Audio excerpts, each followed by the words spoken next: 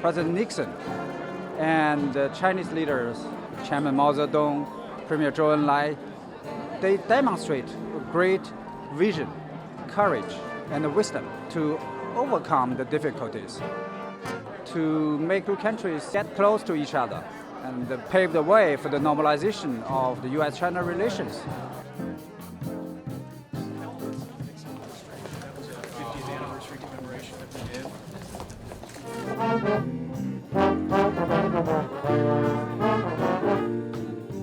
I congratulate Los Angeles Rams for winning the Super Bowl this year.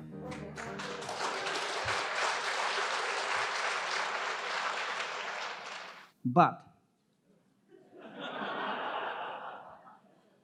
China-U.S. relations should not be like the intensely confrontational American football match.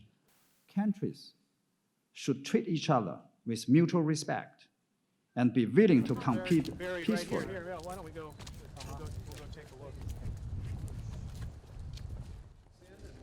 Yeah, please.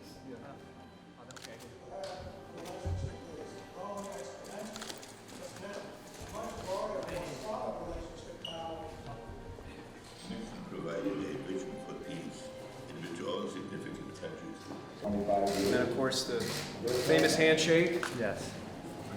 President Nixon arriving in Beijing, February 21st, 1972. It was an iconic moment in world history. The first U.S. president to visit the People's Republic of China.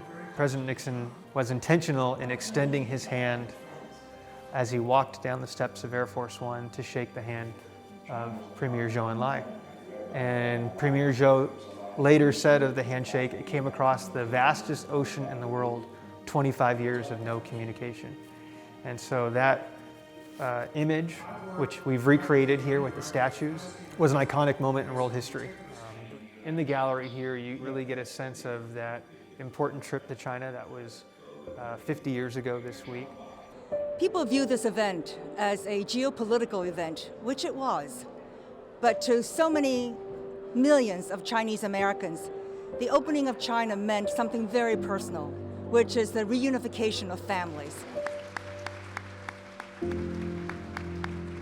I wish to pay high tribute to President Nixon and the elder generation of Chinese and American leaders who made extraordinary contribution to the establishment and the development of China-U.S. relations.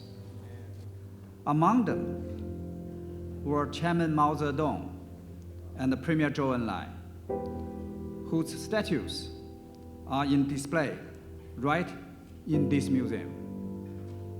I also extend sincere appreciation to Dr. Kissinger, the family of President Nixon, and all those who have been supporting and promoting the growth of China-U.S. relations.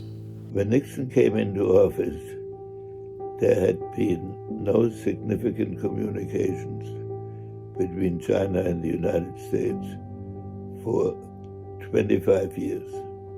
A president could come into office, recognize the issues, assign a strategy, and come up with concurrent conclusions simultaneously, and the picture of a world that was both secure and at peace.